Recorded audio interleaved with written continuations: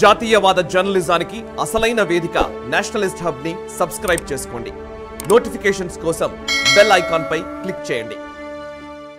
Israel పై Hamas అమానవీయ దాడుల తర్వాత భారత ప్రభుత్వం ప్రతిపక్షాల మధ్య స్పందనలో పూర్తి వైరుధ్యం కనిపించింది. ఈ ఉగ్రవాద చర్యలపై భారత ప్రధాని నరేంద్ర మోదీ స్పష్టమైన వైఖరిని అవలంబించారు. ఇజ్రాయెల్కు సంఘీభావం తెలుపుతూ క్లిష్ట సమయంలో వారికి అండగా ఉంటామని ప్రకటించారు. మరోవైపు కాంగ్రెస్ మాత్రం ఇజ్రాయెల్పై దాడిని ఖండిస్తూనే పాలస్తీనా ప్రజల హక్కుల కోసం తమ మద్దతు పునరుద్ఘాటించింది. అయితే కాంగ్రెస్ ప్రకటన విమర్శలకు దారితీసింది. ఈ నేపథ్యంలో స్పందించిన ఆ పార్టీ సీనియర్ నేత శశి థరూర్ పాలస్తీనావాదాన్ని దేశం మర్చిపోకూడదని కామెంట్ చేశారు. దాడులకు గురైన ఇజ్రాయెల్ పక్షాన భారత్ నిలబడటం బాగానే ఉందన్నారు. కానీ నెహ్రూ హయాం నుంచి మన్మోహన్ సింగ్ నేతృత్వంలోని యూపీఏ ప్రభుత్వం వరకు పాలస్తీనా పోరాటానికి భారత్ మద్దతిచ్చిన విషయాన్ని గుర్తు చేశారు. ఇక ఈ ప్రకటనను విమర్శించిన బీజేపీ కాంగ్రెస్ ఉగ్రవాదానికి మద్దతిస్తోందని, మైనార్టీ ఓటు బ్యాంకు రాజకీయాలకు పాల్పడుతోందని ఆరోపించింది.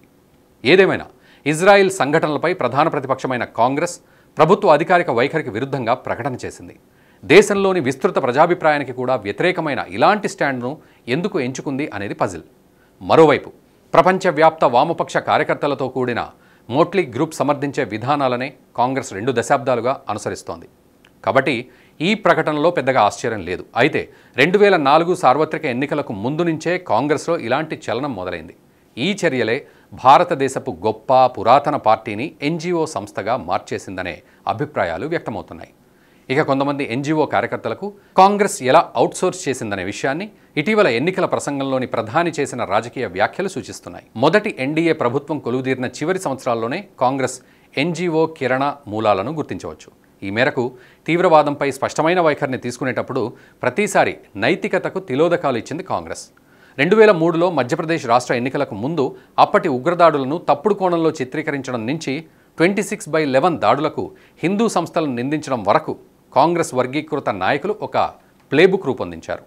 ఇది జాతీయ ప్రయోజనాలను పణంగా పెట్టి వామపక్షాలతో అంటగాగే ఆ పార్టీ చర్యలను బహిర్గతపరిచింది. మధ్యప్రదేశ్లో 2003 ఎన్నికల నుంచి కాంగ్రెస్ వామపక్ష ఎన్జీఓ కార్యకర్తల మధ్య సంబంధాలు బలపడ్డాయి. అప్పటి నుంచి ఆ రాష్ట్రంలో దిగ్విజయ్ సింగ్ నేతృత్వంలోని ప్రచారానికి షరతులు లేని మద్దతును అందించడంతో ఎన్జీఓ కార్యకర్తలు బహిరంగంగా తమ భాగస్వామ్యాన్ని ప్రదర్శించారు. ఇక బీజేపీ కేంద్ర ప్రభుత్వానికి వ్యతిరేకంగా నిరసనలు నిర్వహించేందుకు కాంగ్రెస్ గతంలో ఆందోళన కమిటీని ఏర్పాటు చేయడం తెలిసిందే. మోదీ పాలనలో కలవరపడిన బీజేపీ వ్యతిరేక సామాజిక కార్యకర్తలు, ఎన్జీఓలు, మేధావులను ఇందులో చేర్చుకుంది. ఈ కమిటీ చైర్మన్గా అప్పట్లో దిగ్విజయ్ సింగ్ నియమితులయ్యారు. ప్యానెల్ ఏర్పడిన వెంటనే 3 వ్యవసాయ బిల్లులకు వ్యతిరేకంగా నిరసన వ్యక్తం చేస్తున్న రైతులను ఉత్సాహపరుస్తూ దిగ్విజయ్ ట్వీట్ చేయడం గుర్తుండే ఉంటుంది. ఇలా బలమైన జాతీయ ప్రతిపక్షంగా పునరుజ్జీవం పొందే ప్రయత్నంలో కాంగ్రెస్ ఆందోళనకారులపై, సందేహాస్పదమైన ఎన్జీఓలపై ఆధారపడవలసి వచ్చింది.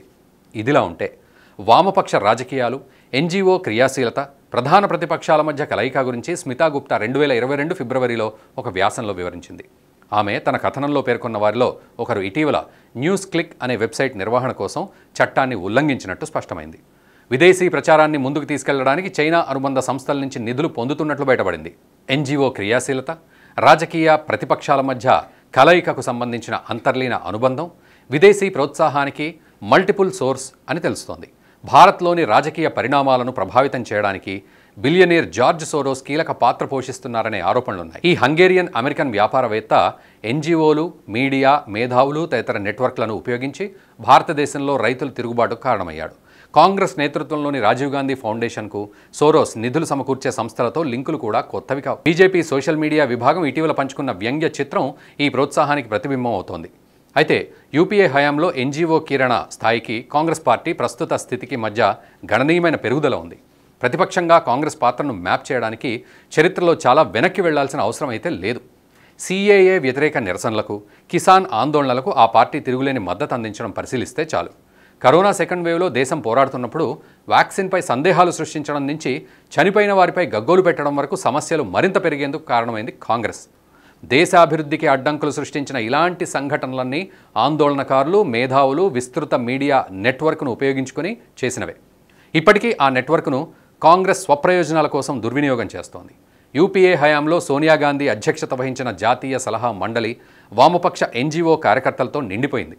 యూపీఏ హయాంలో హక్కుల ఆధారిత అర్హత శాసన అంశాలు చట్టంగా రూపొందించబడ్డాయి. అయినప్పటికీ కాంగ్రెస్లో జాతీయవాద పరంపర ఇంకా కొనసాగింది. ఇదే అణు ఒప్పందాన్ని సమర్థించి మావోయిస్టు బీభత్సానికి అండగా నిలిచింది. అయితే కాంగ్రెస్ ప్రస్తుత స్థితి చూస్తుంటే దాని ఎజెండాను పూర్తిగా వామపక్ష ఎన్జీఓ అనుకూల నెట్వర్క్కు వదిలేసినట్టు కనిపిస్తోంది. అదే సమయంలో భారత జాతీయ ప్రయోజనాలను ద్వేషపూరిత ప్రకటనల ద్వారా అణగదొక్కుతోంది. కాంగ్రెస్ ఇప్పుడు కుల గణన అంశాన్ని తెరపైకి తెచ్చింది. ఈ నిర్ణయం భారతదేశ సాంఘిక స్వరూపానికి కోలుకోలేని నష్టాన్ని కలిగించడమే కాకుండా వృద్ధి వేగాన్ని తిప్పికొట్టే అవకాశం ఉంది. అంతేకాదు ఆర్థిక వృద్ధి వైపు సాగుతున్న దేశ ప్రయాణాన్ని పట్టాలు తప్పించే ప్రమాదమూ ఉంది.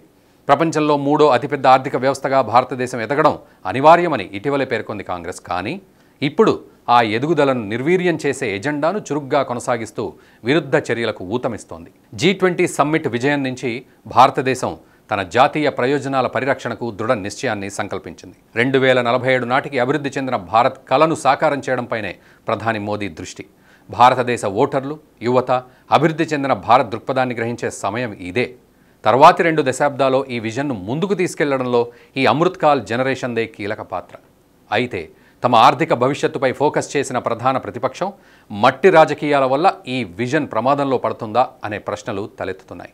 ప్రస్తుతం ఆ పార్టీ నాయకత్వ సమర్థతపైన ప్రశ్నలు లేవనెత్తడము ఇక్కడ అవసరమే.